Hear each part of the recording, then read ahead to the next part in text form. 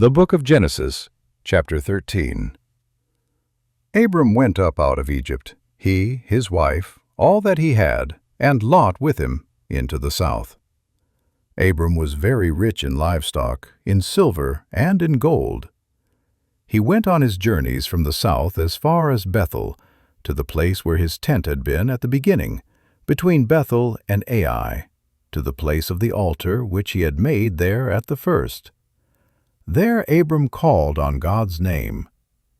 Lot also, who went with Abram, had flocks, herds, and tents.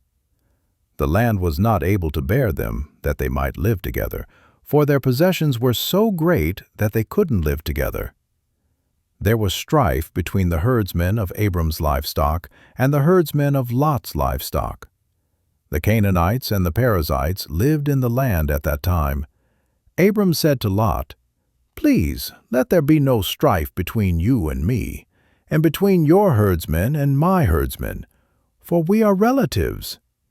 Isn't the whole land before you? Please separate yourself from me. If you go to the left hand, then I will go to the right.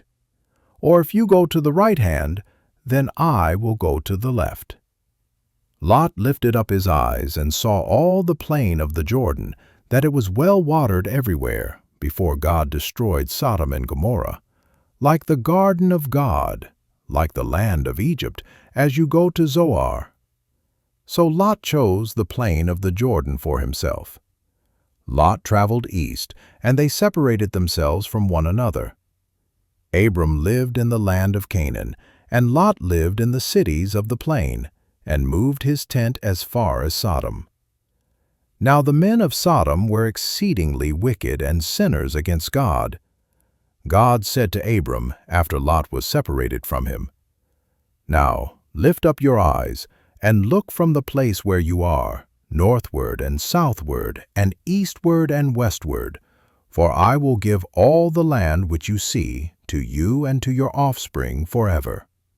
I will make your offspring as the dust of the earth, so that if a man can count the dust of the earth, then your offspring may also be counted. Arise, walk through the land in its length and in its width, for I will give it to you." Abram moved his tent and came and lived by the oaks of Mamre, which are in Hebron, and built an altar there to God.